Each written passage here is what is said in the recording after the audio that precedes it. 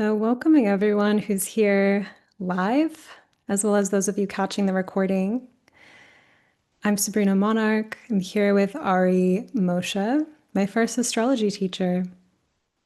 So, this is really a joy to be collaborating to talk about Pluto and to talk about where Pluto currently is something that I really have just been loving to think about and live out the kind of adventure of this transit as it's unfolding.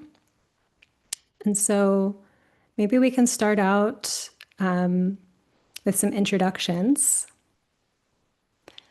And so, do you want to go? Should I introduce myself? Sure. You introduce yourself and then I'll introduce myself, although I think most people might know us. Okay. So, I'm Sabrina Monarch. I've been practicing evolutionary astrology since around 2012, 2013. I have recently branched out bridging astrology with somatics, with trauma healing, with sexuality, sexological intimacy coaching. And that really ties into what inspires me about Pluto and Aquarius. Some other things about me: I have a master's in philosophy, cosmology, and consciousness from the California Institute of Integral Studies. And I currently live in Crete. I had a really strong soul call to move here. And yeah, it's a really kind of daily joy to be living here. So I'll leave that here and pass it over to you. So I'm Ari Moshe Wolf, and I am here living in California with my family. We live in Sonoma. And yeah, I've been studying and practicing this work forever. It's pretty much I got started on this work, on this path in my early 20s. Um, Dove deeply into the Jeffrey Wolf Green EA lineage, and I'm continuing to teach and just sort of integrate it in my own way. I think that's my story. I'm a musician too, and that's a big part of my own internal soul path. Yeah, I think something about the harmonics of music and astrology go together really well. Definitely. So, Pluto and Aquarius. I thought we could start out by sharing how Aquarius relates to trauma in evolutionary astrology. Of course, there's more to Aquarius. It's innovation and inventiveness and weirdness and iconoclasm and all the kinds of things about it. But in EA, it is really also important to consider Uranus, Aquarius, the 11th house, as connected to trauma. Yeah, And when I think about trauma holistically, it's super connected to spontaneity and creativity and freedom as well. So I don't think of trauma as like a terrible thing or the end of the story, but it is a significant part of Aquarius. So I think just rooting there. sure. So I can offer a couple thoughts to start off. The essence of the Aquarian Uranus 11th house archetype speaks to what we can think of as our soul essence, our vibration, our soul individuality. So this corresponds to who we are as a soul, but our unique soul reality. So if we think from the point of view of our soul, our essence, like not Sabrina and Ari and you, like our human personality, where we're identified with this particular experience of the human life we're living, the soul doesn't have incarnation. The soul is just an ongoing experience. From the point of view of the self that we think we are, we can say, oh, I'm having this lifetime now, but we don't really remember the larger scope of our existence, of our being. And let's just consider for a moment how significant that thought is, right? If we were to, suddenly say like you woke up this morning and as far as you know, it just started here. And you don't remember the rest of the week that came before now, or the months or the years that came before. And I mean, this sounds crazy, but actually, this is often the case with trauma. I mean, I know people who can't remember a thing before they were 12, things like that.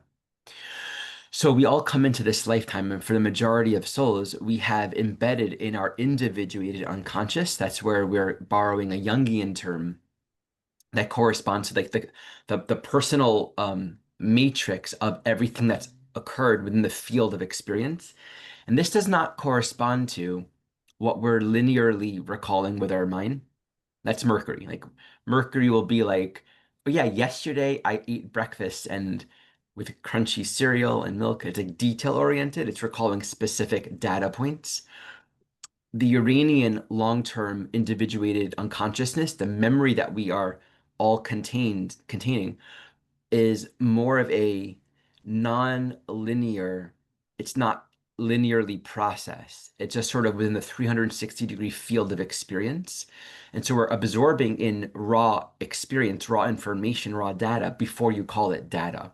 And Jeffrey Wolf Green, just a tangent, described Uranus as corresponding to the higher mind before things are given names, before it's interpreted, before it's classified. And then it kind of translates through the Mercury and the Jupiter function. You know, you, the isness of something, and then you give it context.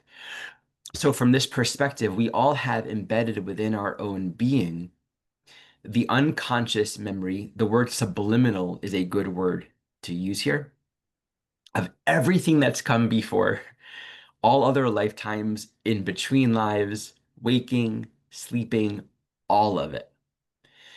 But we're not aware of it. So just with that starting point, we have this subliminal memory.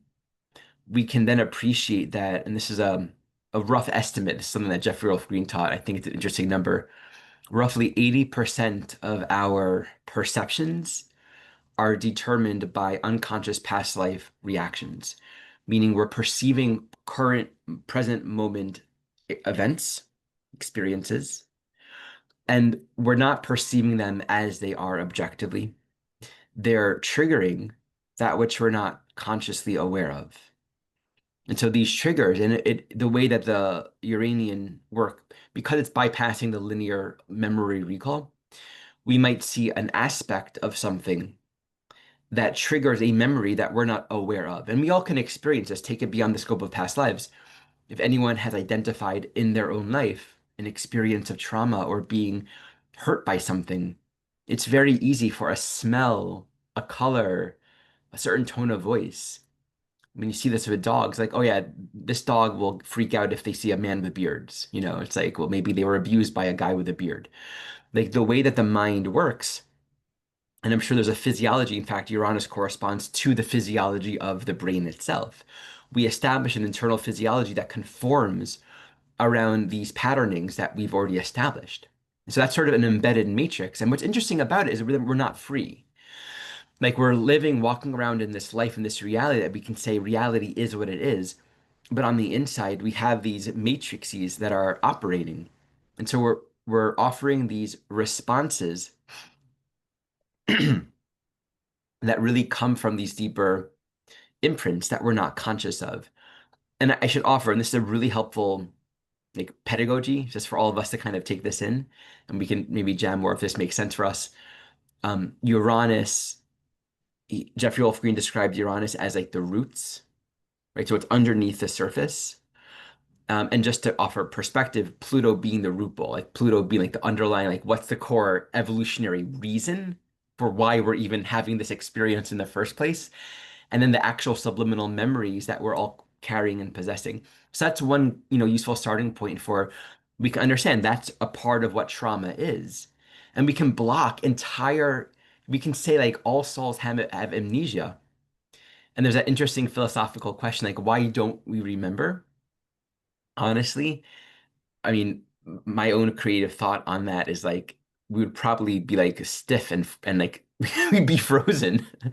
Like we It's wouldn't too be able to much. adapt, right? So we kind of build these like human structures to temporarily say, I'm this, and then we're kind of unraveling in a way that we can integrate. So that's what I have as a starting point for that. Thank you for that. I love this multi-life context and bringing it out to the soul and like this deeper time scale. Something that I think about with, I've been inspired to think about trauma in relationship to Pluto and Aquarius because as soon as Pluto entered Aquarius, my experience was breaking out of matrix after matrix after matrix. Like the field of reality shifted to figuring out like how can I unlock more and more freedom, right? Finding myself in mazes and labyrinths and finding my way out of them. And I learned a lot about trauma healing from different modalities and came to like a really essential teaching about children. So that this can bring in the Leo polarity to Aquarius, Leo relating to children, but children not having sovereign nervous systems, that the information of an emotion is literally too big for a child's body to fully digest, and they rely on their community and the adults around them to help them metabolize that energy. And so, when in childhood, parts of us, parts of our emotional expression are held by the community, held by the social matrix or the familial matrix around us, the wave passes successfully and the experience becomes an okay, acceptable part of reality. When a child is left to process an emotion by themselves, it will freeze. Something will get lodged about it.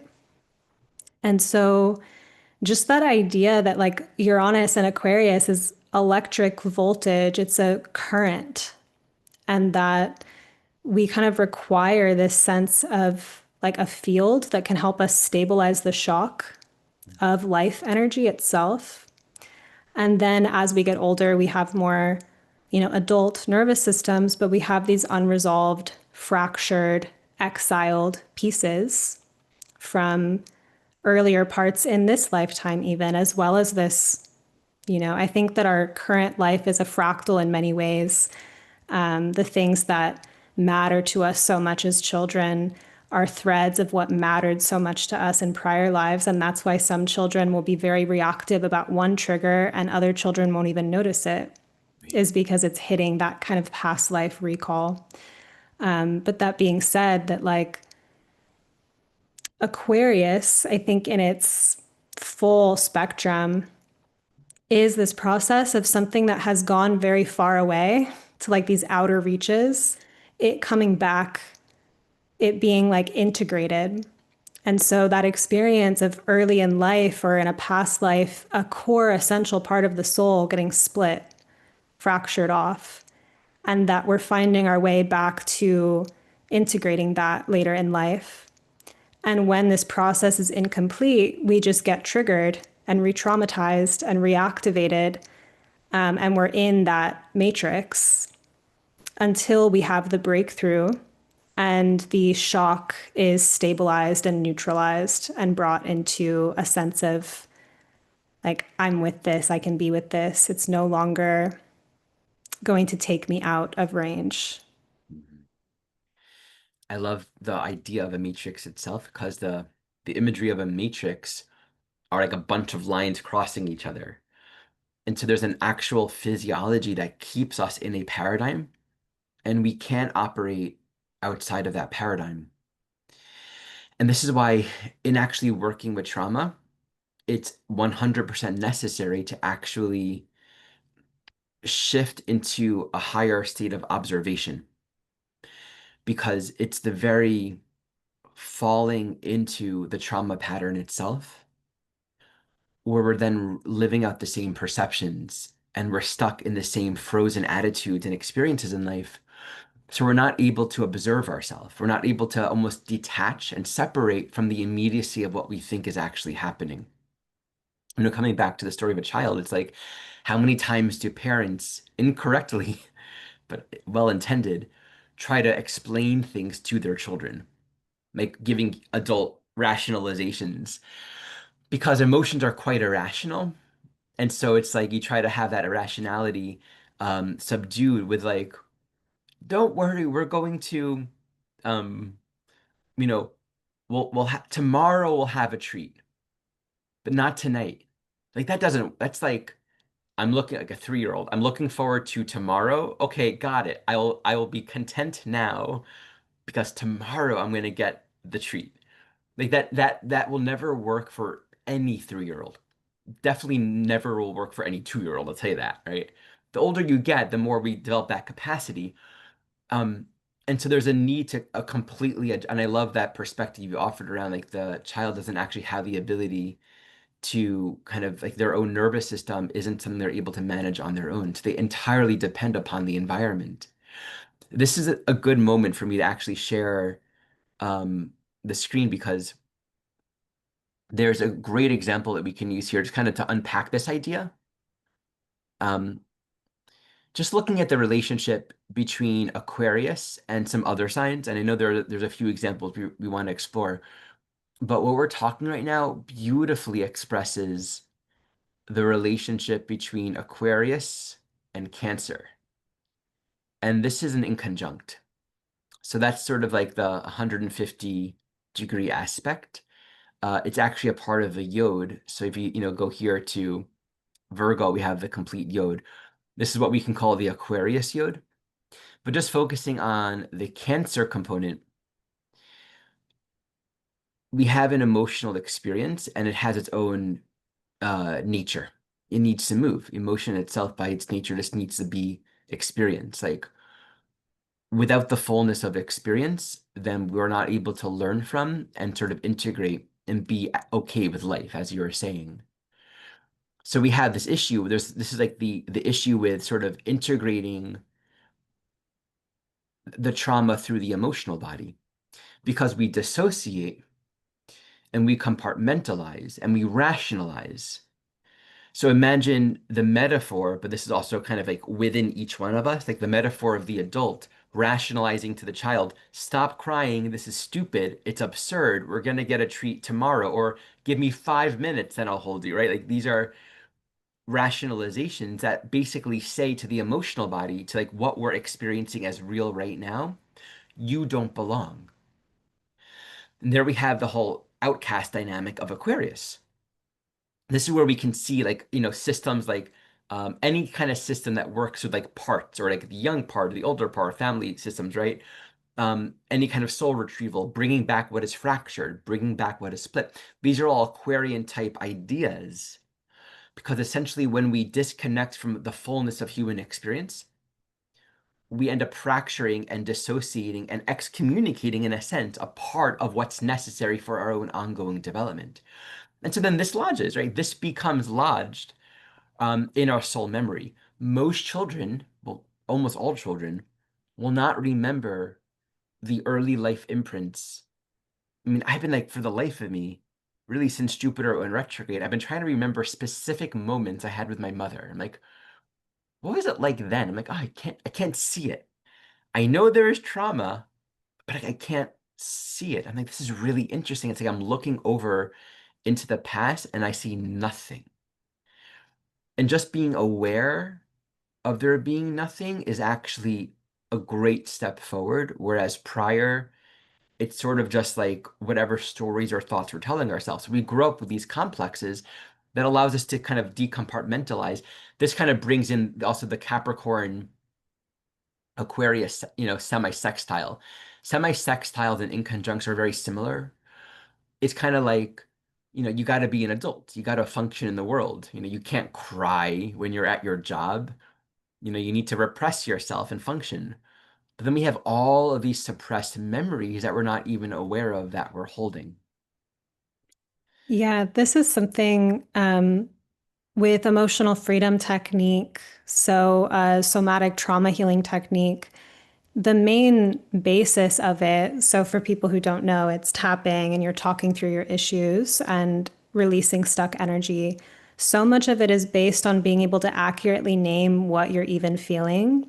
And a lot of this is in the shadow already of even acknowledging that there's shame there, or acknowledging that we hate something, or acknowledging the sadness or whatever it is, and decoupling the absolute like allergy or defense against those feelings, like just loving and accepting, giving compassion to the actual experience, which is happening in real time right now, which is essentially what the child needed when they were having a big emotion and whatnot.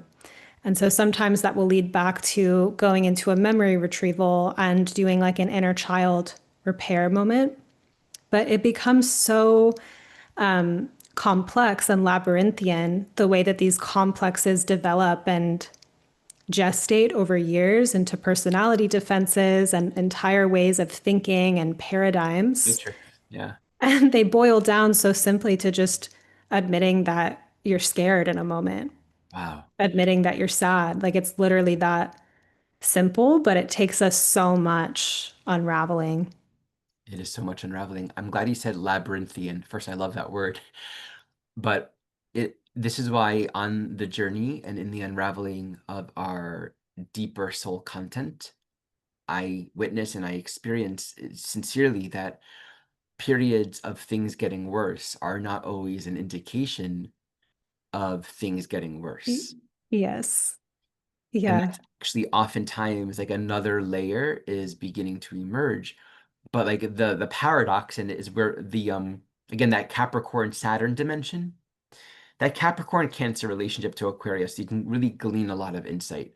There's a total destabilization, right? We might feel deeply emotionally insecure, but not have a context for how to deal with what we're feeling. So we might even check out even more.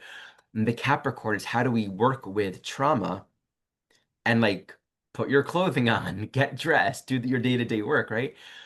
And I think as a society, we're all traumatized. I mean, everyone carry. I think in the early days, trauma was like a special thing. Now it's like we all understand that like trauma is a thing that we all can relate to in different degrees. Um, but it seems to get worse. And there's a line that you use in your email that I liked, and I repeated it. What was it? It's like things will feel worse. It gets worse at first. What I was the think word? you wrote that. I copied you.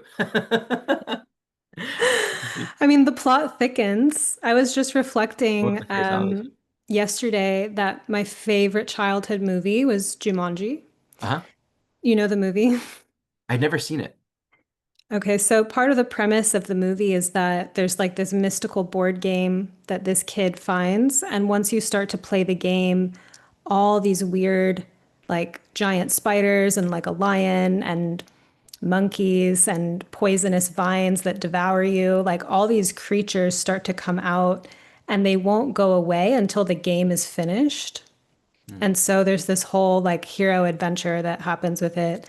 That's literally how I feel about trauma healing because every time that I've been like unlocking like glacial parts of me, it makes my life more complex for a moment. It brings up repressed feelings, which is inconvenient. And I think that if you don't have a context for why is life suddenly getting more complicated, like another example of this is just like intimate relationships and also parenting, though I can't speak for myself with parenting, but I feel as though like within these relationships, information comes up to be resolved.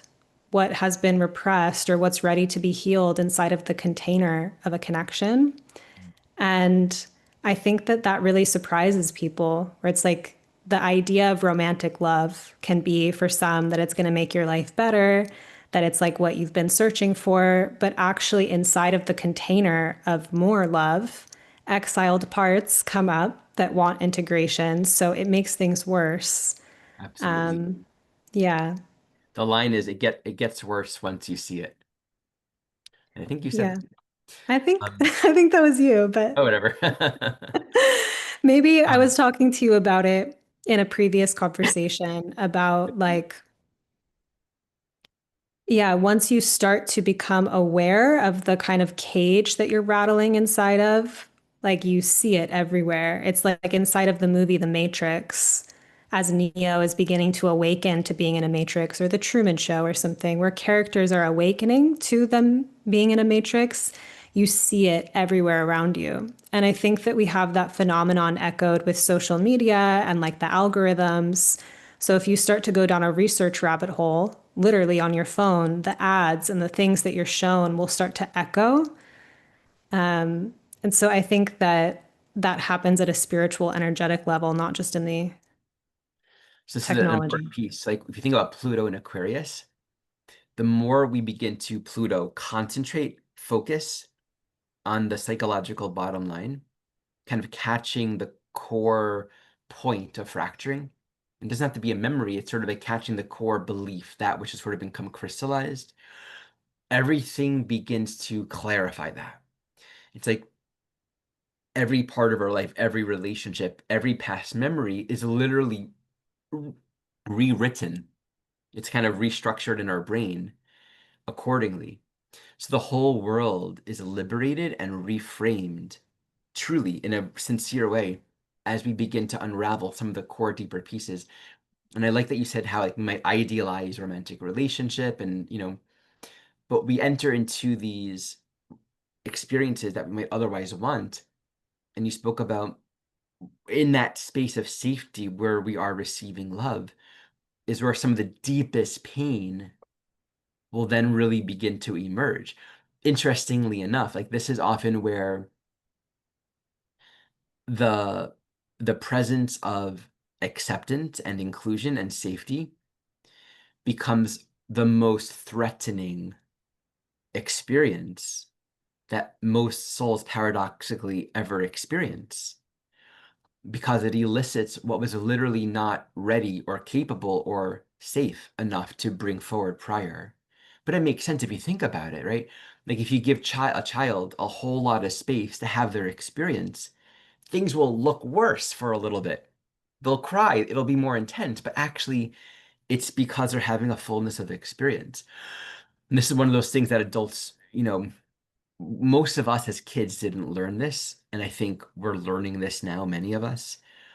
Children need to have an uninterrupted experience.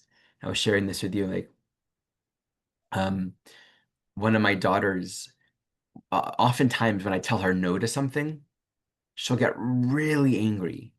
Like, you don't, like, you don't love me, just like really like, fine, you don't care, like really like intense. And we'll, like, go and run away and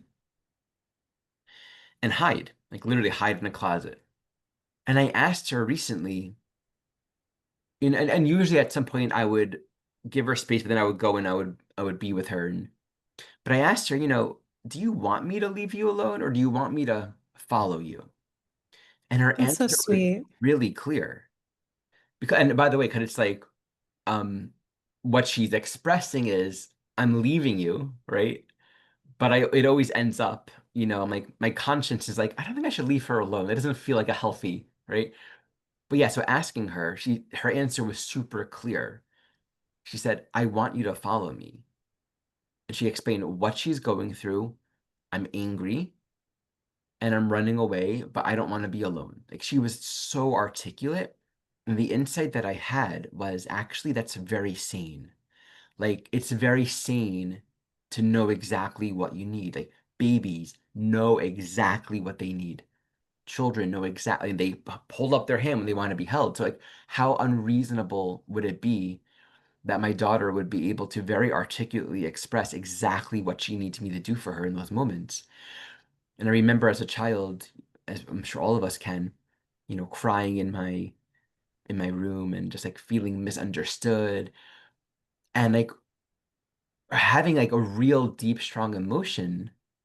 And this is like one of the things I've been trying to like connect back with. Like with Jupiter retrograde in Cancer, I've been trying to like unpack more of this stuff right now for myself.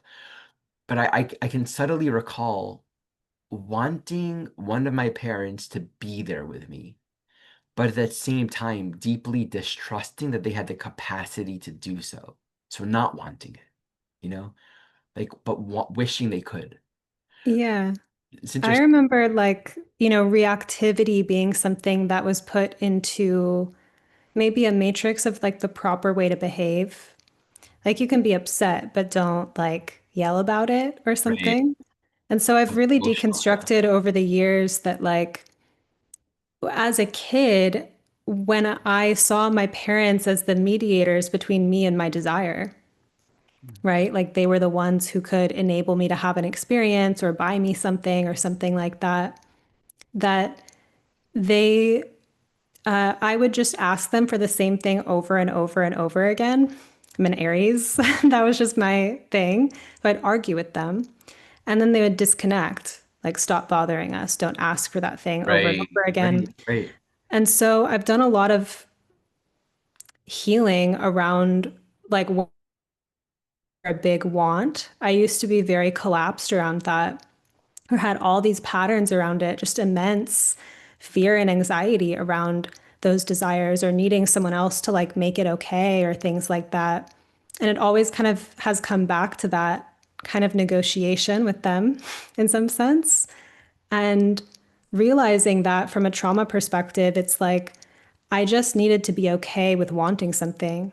So throughout my adult life, I've had many opportunities to stabilize having a desire and realizing that a part of my system is threatened by it because I wasn't met or attuned to inside of desire in some ways. And then being able to heal that through having that complete.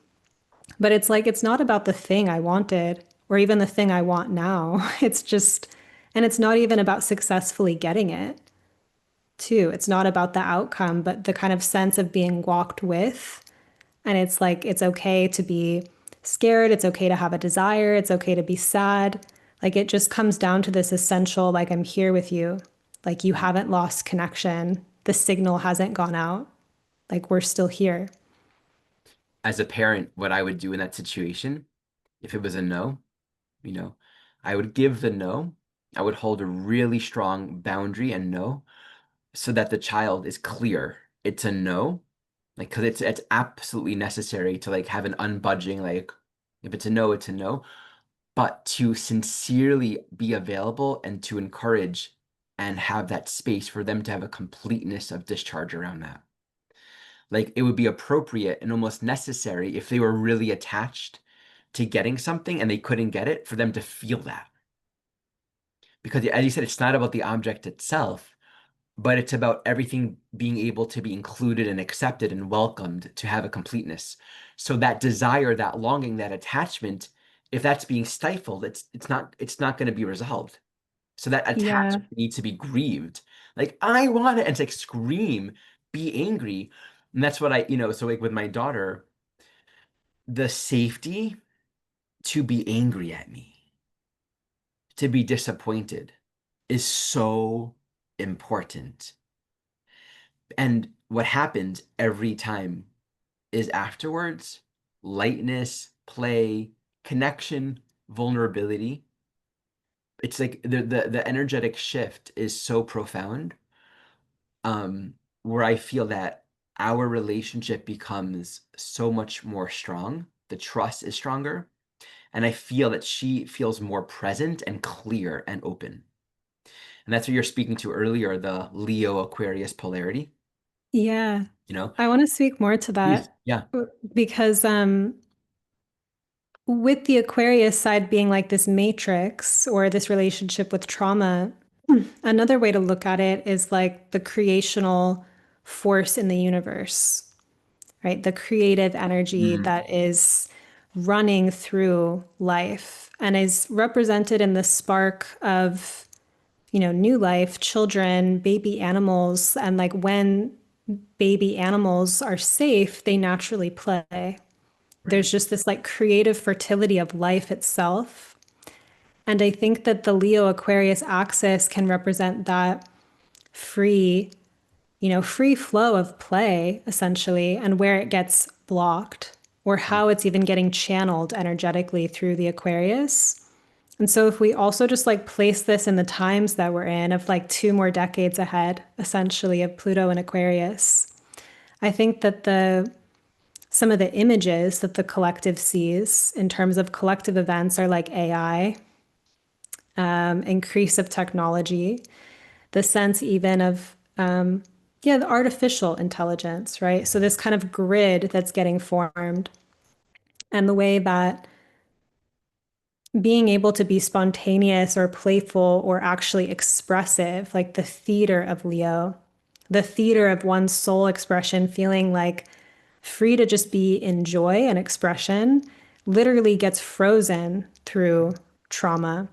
And then once we're inside of that matrix of the freeze, that's kind of like the epic Pluto experience that we're having in some sense, is when we find ourselves in these labyrinths or traps.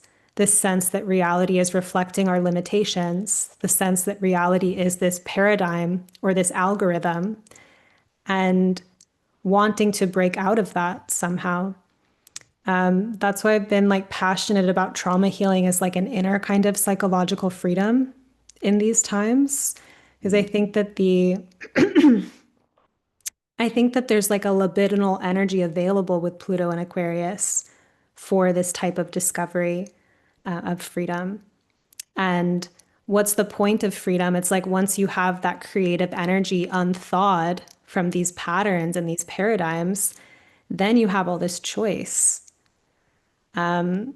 It's interesting to think about too of like the whole integration story of that because children don't really come into this world and have total freedom.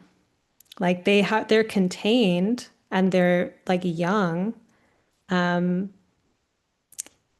and all of these kind of trauma stories, it's like inside of the trauma patterning, we develop compensations that aren't great, but there's skills and gifts inside of them.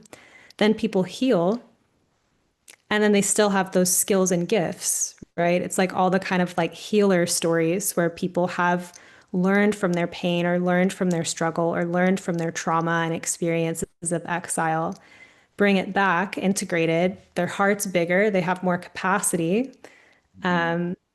So, yeah, it leads me to wonder even like trauma, as horrible as it seems in many instances, and in the direct experience of the suffering or of the disconnection from life it creates, there is an amazing story of integration that can happen on the other side of it. It's Yeah. like, yeah, If we just think about it from the perspective of Pluto in Aquarius, Pluto being a function of purging and elimination. So the trauma takes us on this path to actually unearth and cleanse and purify. So there's this whole emptying out and acceleration of our own evolution sort of paradoxically occurs through the vehicle of meeting and kind of addressing our actual trauma. Like if we're just sort of like even keel, things are cool. Honestly, that's its own trauma.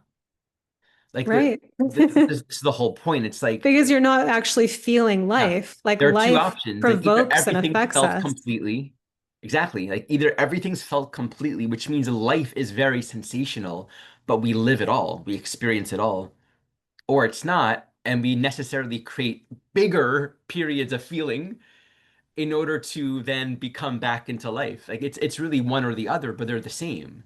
It's just a matter of like frequency and availability to be fluid in the process.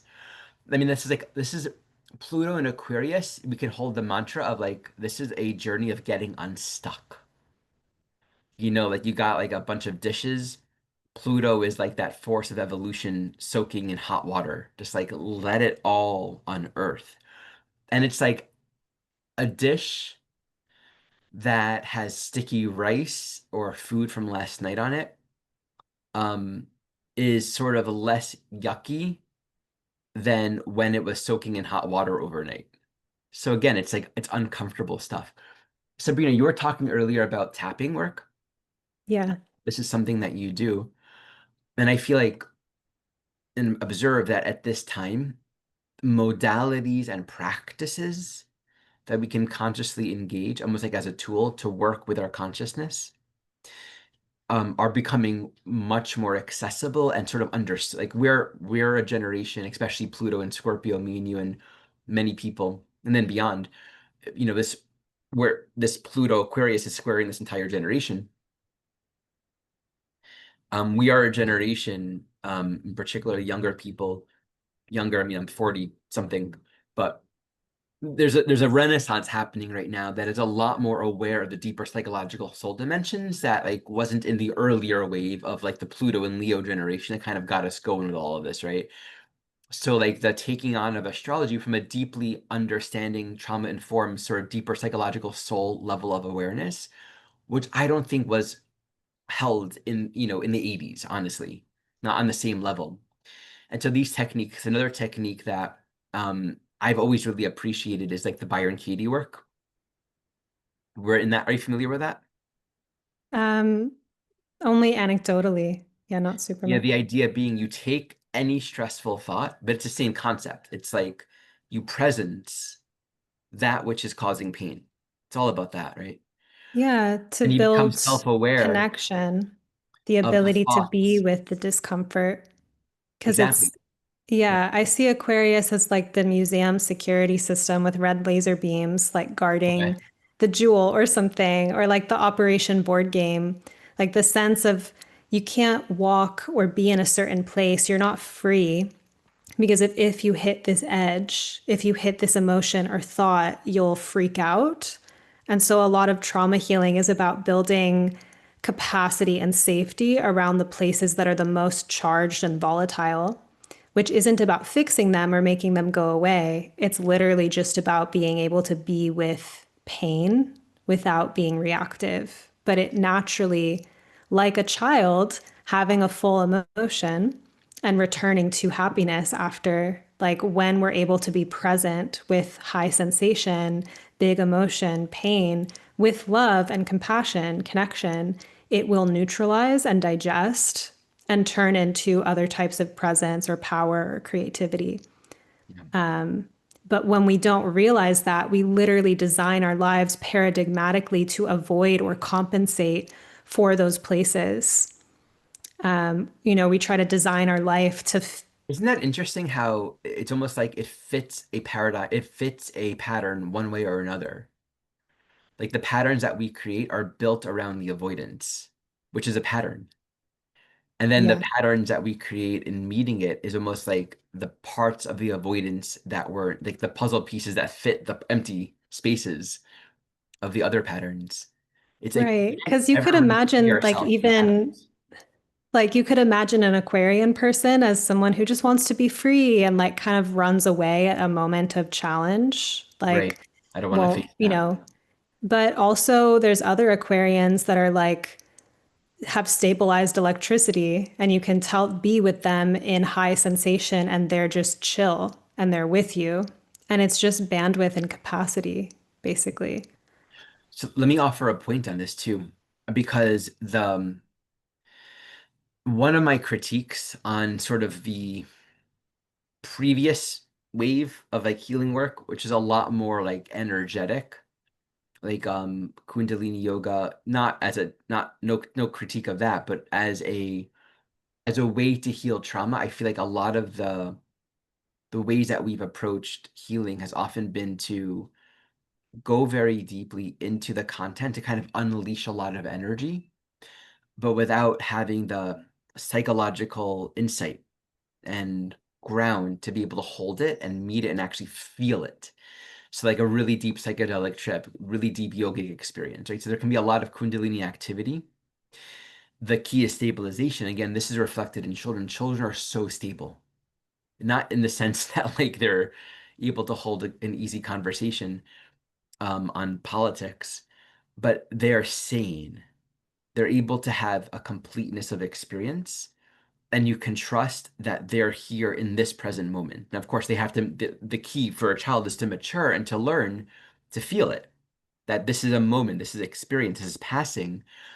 But that stability of being able to move through experience is, I think, something that is often lacking on the journey, on the spiritual path itself, where we often get very focused towards a like a state of liberation, like kind of achieving a state of freedom.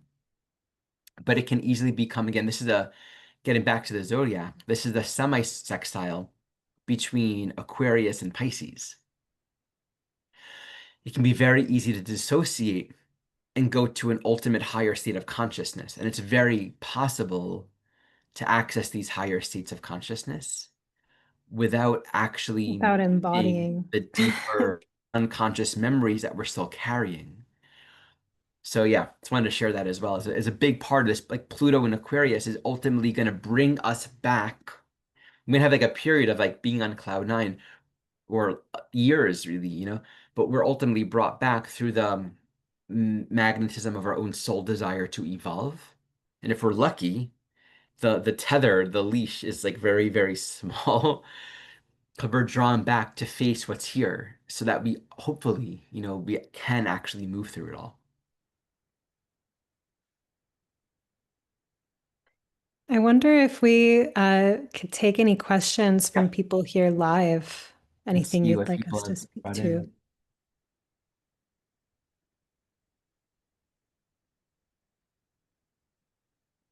Could phobias correspond to past life trauma memories, claustrophobia, but visions of being trapped in the war camps in World War II? Yeah, absolutely. 100%.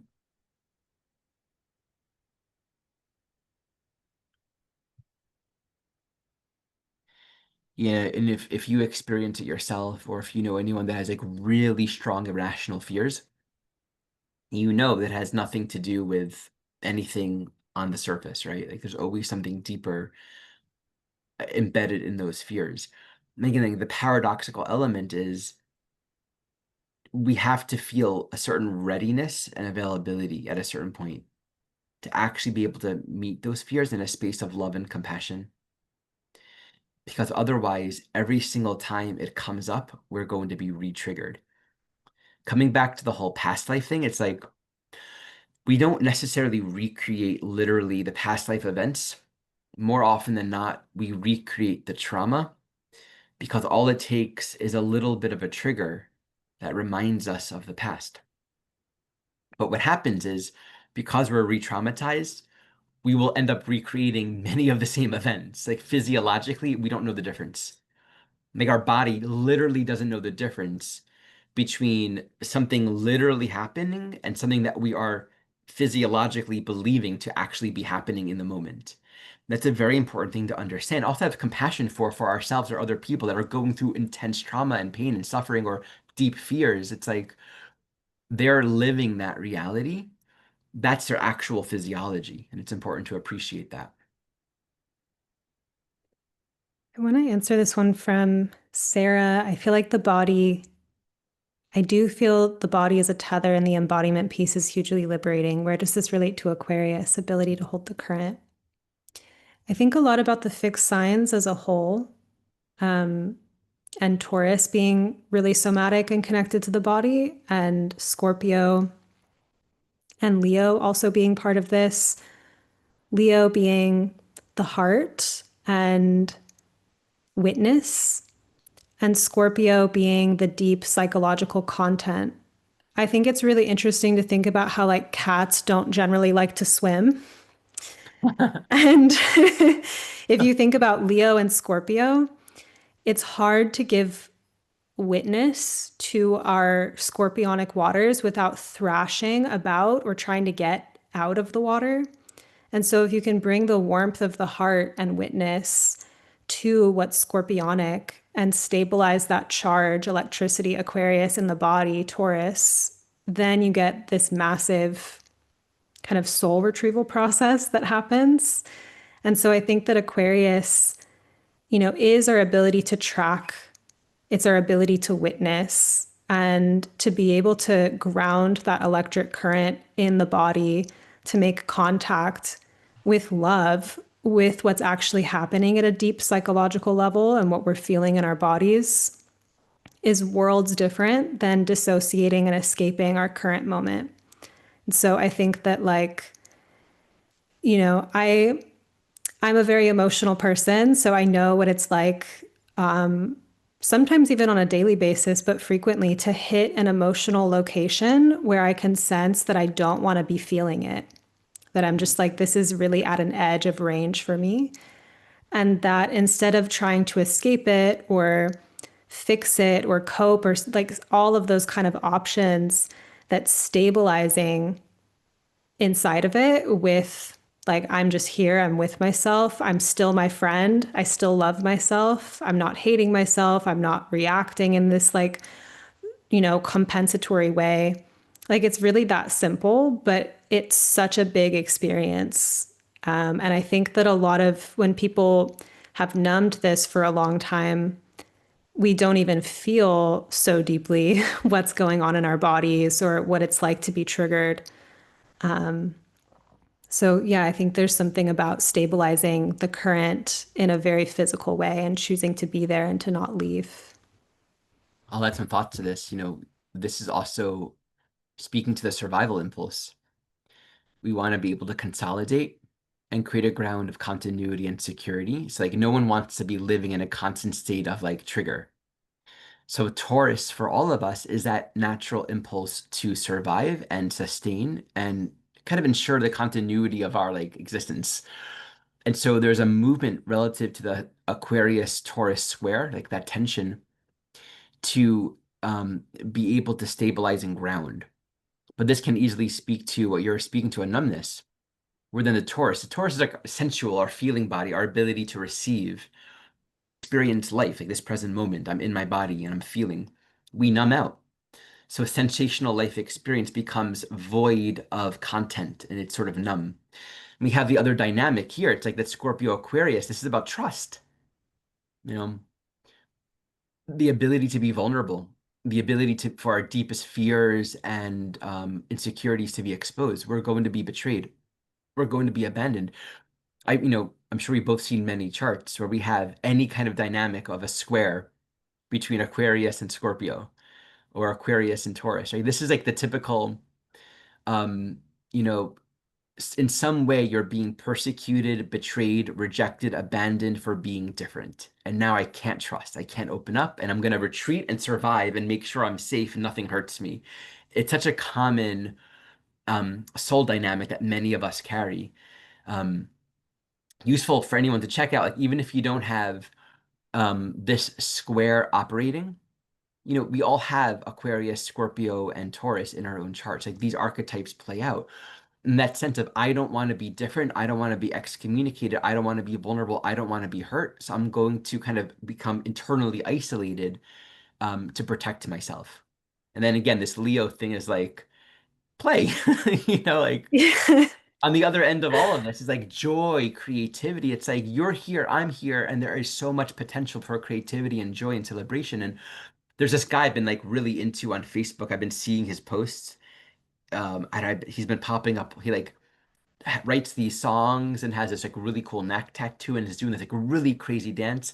And all of his songs, they're all like, I'm celebrating life and I'm happy and it's okay and I love myself. And it's like it's so nice seeing him being so like, I love myself.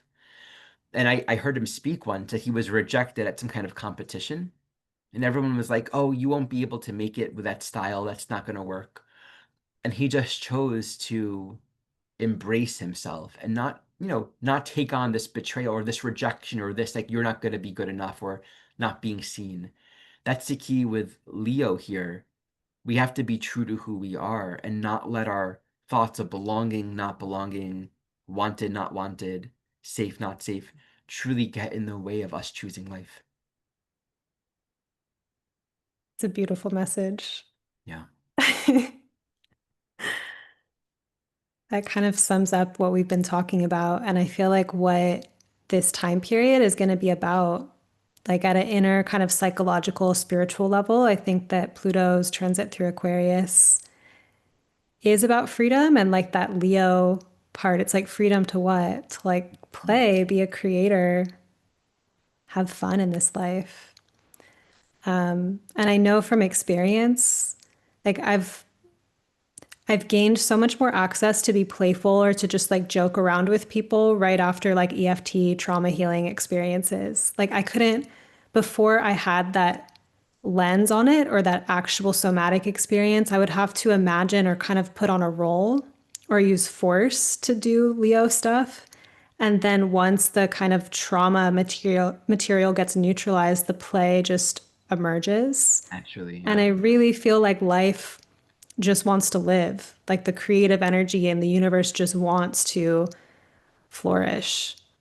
Indeed, indeed. Yeah. I want to share too, there's a modality that I've learned that I'm looking forward to attending a live retreat next month called reevaluation counseling. Many of you have heard of this. Maybe it's this practice where you're with another person and you each take turns playing the counselor or the client. But the idea is for the one playing the client is to have a complete emotional discharge, right? Laughing, crying, shaking, yawning, like all of the different ways of moving energy. And it's all about like triggering these core frozen places within us and being able to access what we've never been able to access before. And like in I've done this And on with a the phone. witness, which I think The makes a witness, huge yeah. difference. What's interesting, Sabrina, is like, I did the training online and practice on the phone and on Zoom. It's just fine. But I got to a point where it's like I spend so many hours doing this. I was like, You just have to live. I can't do more sessions. No, no, it's like I need the physical connection, right? So like I told myself I'll do this work, but there's almost something a little bit like it was like too much of an uphill for me personally to access that level of vulnerability on Zoom. Um, and there's something about me acknowledging, okay, a part of my healing in coming into safety is having a person with me where they can like touch my knee, or I can ask them how to hold me. I can have them put their hand on my heart and have that sense of like I'm really navigating a human relational field, because it's very, very weird. This is like one thought I want to bring forward. It's very weird to be able to relate to each other socially on screens, because it's almost like a part of the Aquarian trauma where we're dissociating from scent, from smell, from touch, from the energetic navigation of boundaries and proximity.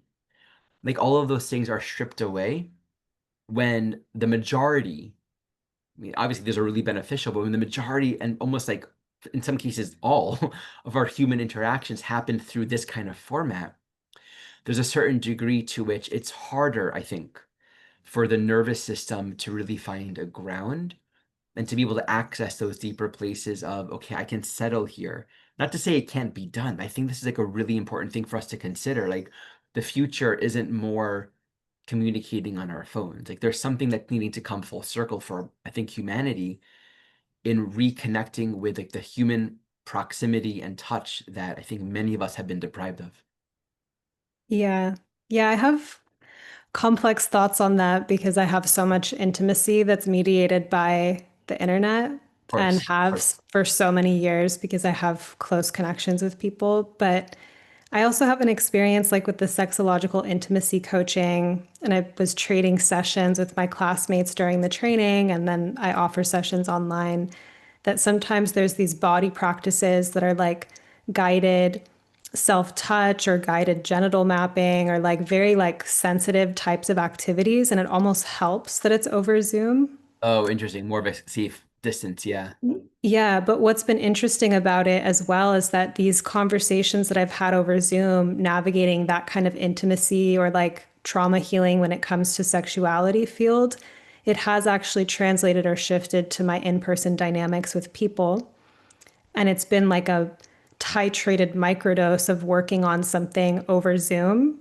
And then the experience of like dating or connection out in the world is actually so much information that's happening at once. And I've learned how to like that's really have it in such yeah. smaller pieces over Zoom. So Interesting. Yeah. now I've navigated intimacy in the physical realm so much more slowly because I'm tracking all these details that are happening. And it's been really interesting to see the field of my 3D in-person life change. But that integration with like the internet and in person, I think will be playing out in a lot of ways over the next decades because yeah, there's just like a different things that are happening in person and different things that are happening up here in the airwaves, Yeah. like all of us getting to connect tonight. Yeah. And then whatever we're going to go on to with our days after this, those are like different realms that have just built a bridge from all of us being here. Right. Yeah, and I think it's figuring out how that can create play and spontaneity and new deepening with reality and not fracturing and dissociation. And I've had to like even I'm thinking about bringing astrology more to Crete where I am, just for the sake of my own psychological integration, Like quite in person. honestly. Yes, Cool. Exactly. Yeah. because Yeah. yeah, because I'm like a person on the internet and that's really fun. And I noticed that I have a new friend who moved to town here, and she introduced herself over the digital nomad group thread with like a PDF introduction about who she is, what she's about. I watched her make friends so fast.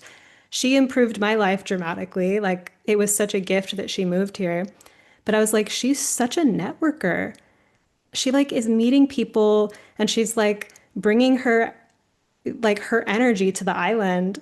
And I Mm, was so inspired by that and felt like why not like share what I have with like my local environment so that I don't have this weird experience of being like an influencer of some type on the internet and then not build those connections in my local area.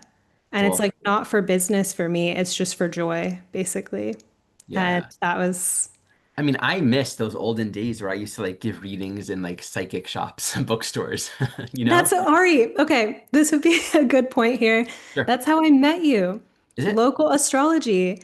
And up until I met you, I had never met an astrologer in person before. Well, there we go. Yeah, that was so life altering. Like the course of my life shifted.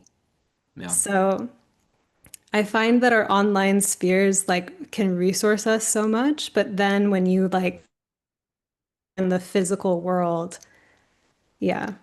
Yeah, it's just another dimension. I mean, the future is not like these big processing power plants that require, so much energy just to do it. Obviously it's like there's the technology of embodiment and where that's going is so deep. And I think there's going to be in some way a necessity to reintegrate on a more physical local level.